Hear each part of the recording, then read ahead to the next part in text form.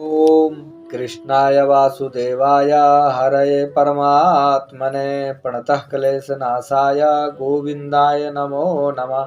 श्रीमद् भागवत महापुराण कथा दशम स्कंद 17वां अध्याय। भगवान श्री कृष्ण के नित्य चर्चा और उनके पास जरासंध के कैदी राजाओं के दूत का आना।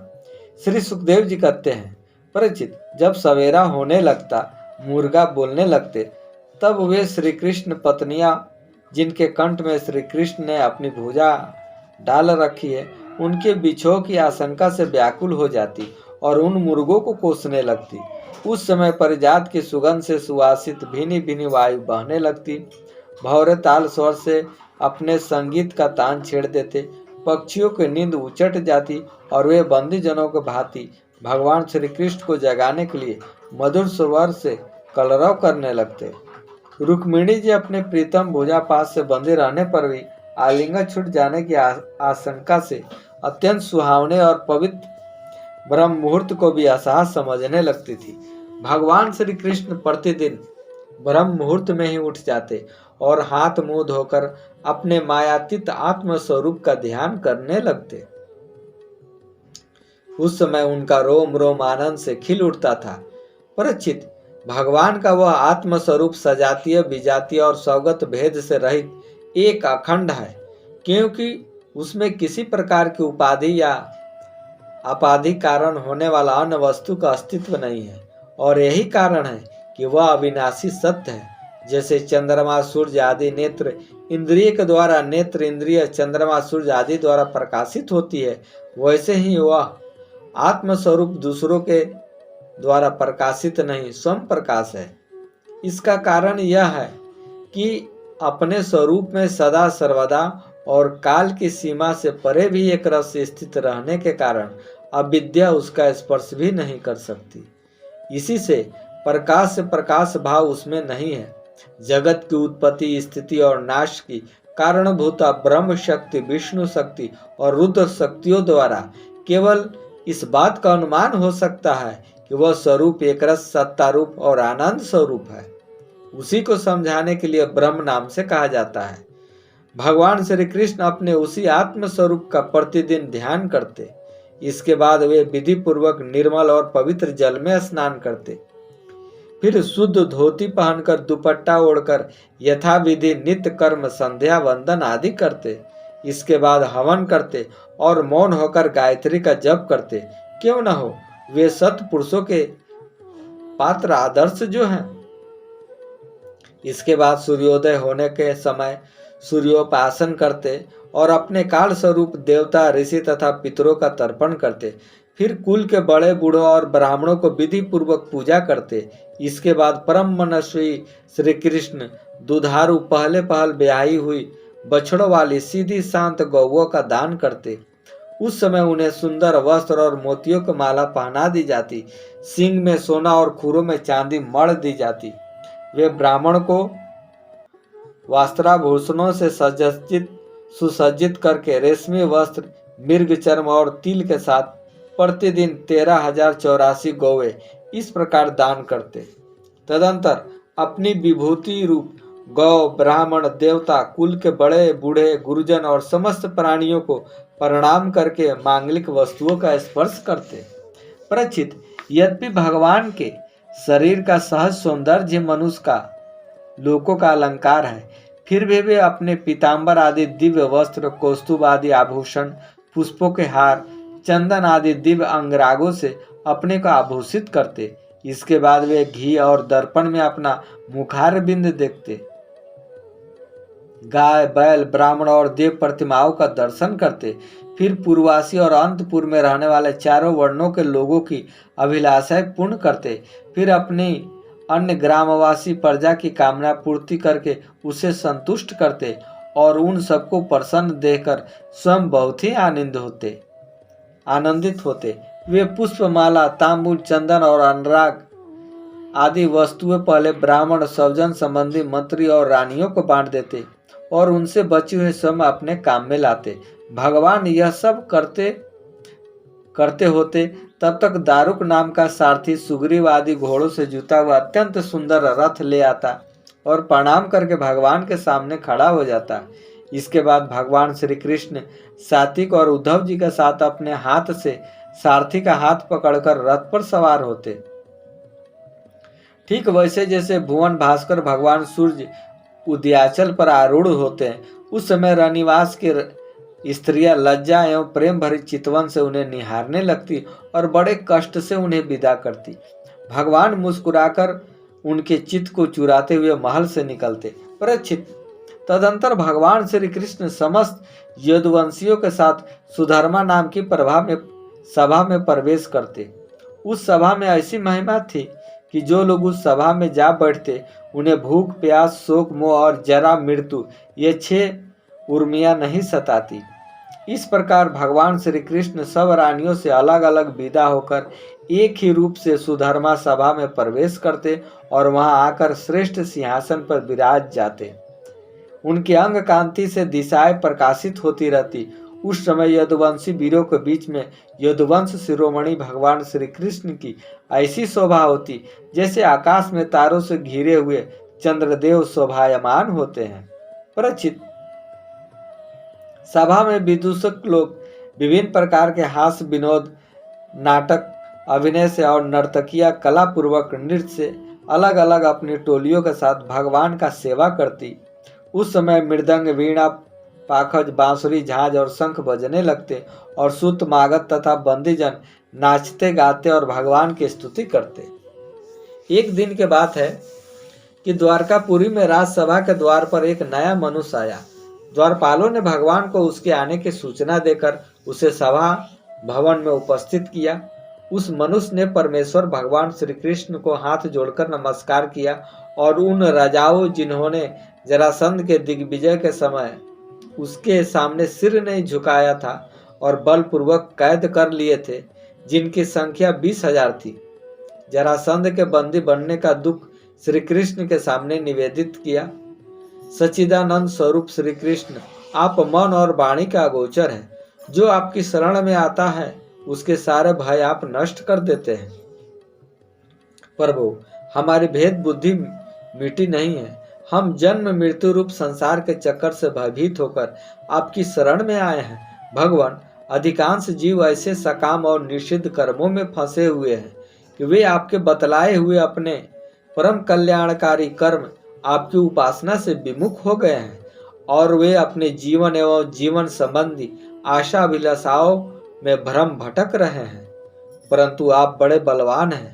आप काल रूप से सदा सर्वदा सावधान रहकर उनकी आशालता का तुरंत समूल उच्छेदन कर डालते हैं। हम आपके उस काल रूप को नमस्कार करते हैं। आप स्वयं जगदीश्वर हैं और आपने जगत में अपने ज्ञान, बल आदि कलाओं के साथ इसलिए अवतार ग्रहण किया है कि संतों की रक्षा करें और दुष्टों को दंड दे। ऐसी अवस्था में प्रभु, जरासंध आदि कोई दूसरे राजा आपकी इच्छा और आज्ञा के विपरीत हमें कैसे कष्ट दे रहे हैं, यह बात हमारी समझ में नहीं आती।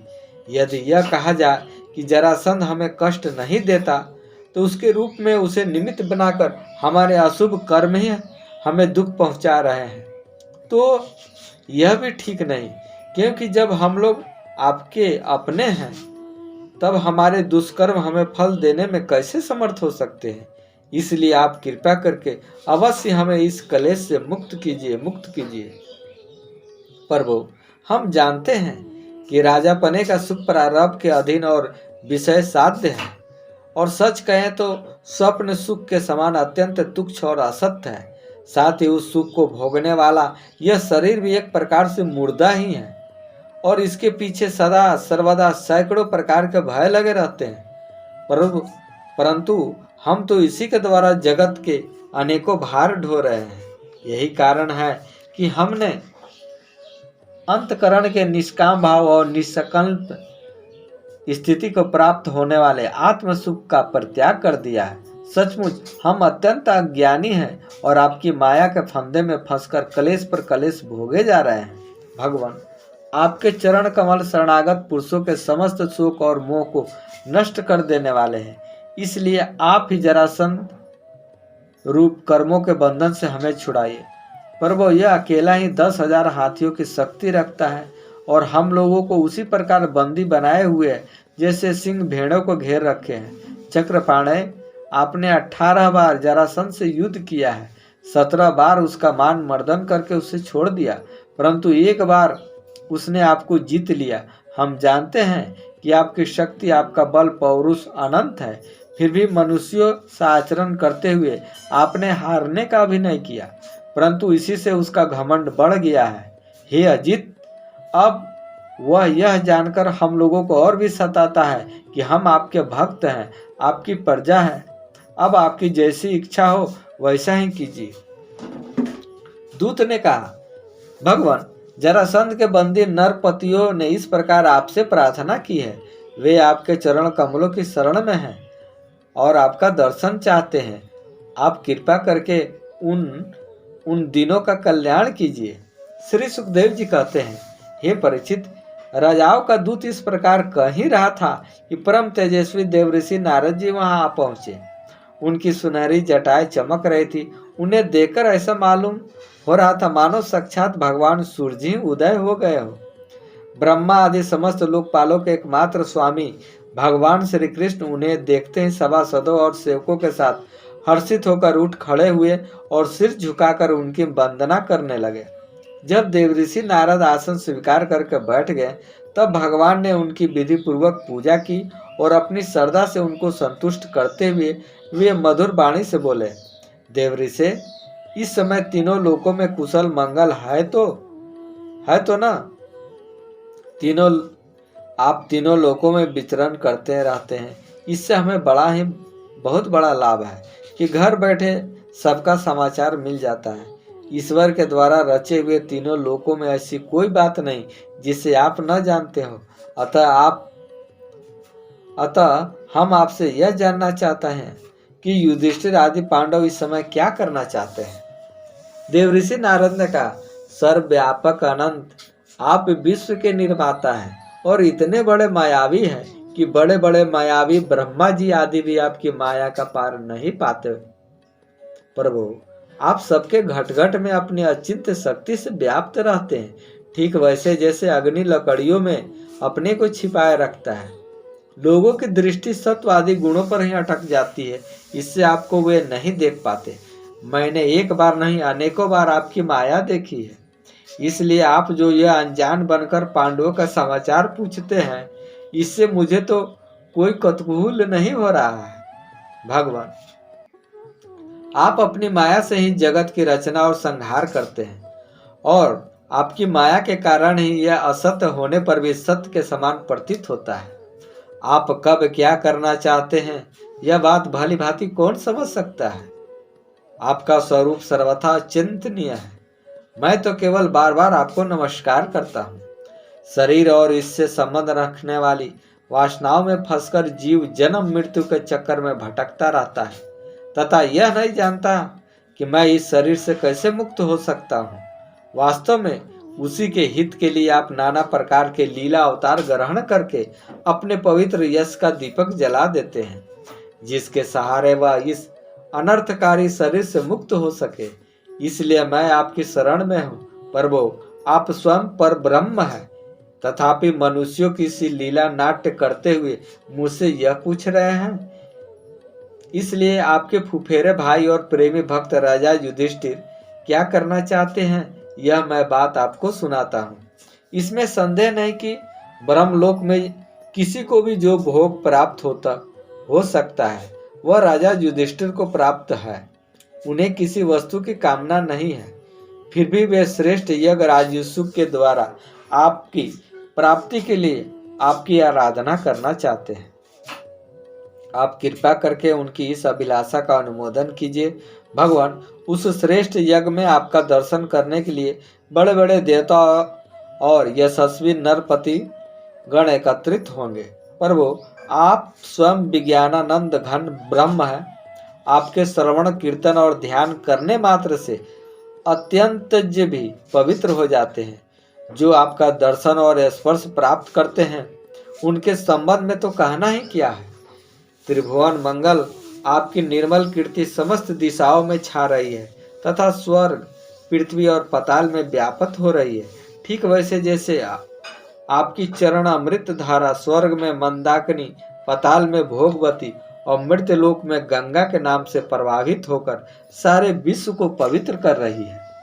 श्री सुखदेव जी कहते हैं, परीक्षित, सभा में जितने यदुवंशी बैठे थे वे सब इस बात को जानने के लिए अत्यंत उत्सुक हो गए कि पहले जरासंध पर चढ़ाई करके उसे जीत लिया जाए। अतः उन्हें नारद जी के बात पसंद न आई। तब ब्रह्मा आदि के शासक भगवान श्री कृष्ण ने तनिक मुस्कुराकर बड़ी मीठी वाणी में उद्धव जी से कहा। भगवान श्री कृष्ण का, उद्धव, तुम मेरे हितैषी सुहृद हो, शुभ सम्मति देने वाले हो और कार्य के तत्व को भली भांति समझने वाले हो, इसलिए हम तुम्हें अपना उत्तम नेत्र मानते हैं। अब तुम ही बताओ कि इस विषय में हमें क्या करना चाहिए। तुम्हारी बात पर हमारी श्रद्धा है, इसलिए हम तुम्हारी सलाह के अनुसार ही काम करेंगे। जब उद्धव जी ने देखा कि भगवान श्री कृष्ण सर्वज्ञ होने पर भी अनजान की तरह सलाह पूछ रहे हैं, तब वे उनकी आज्ञा शिरोधार्य करके बोले। शेष अगले अंक में। राधे राधे।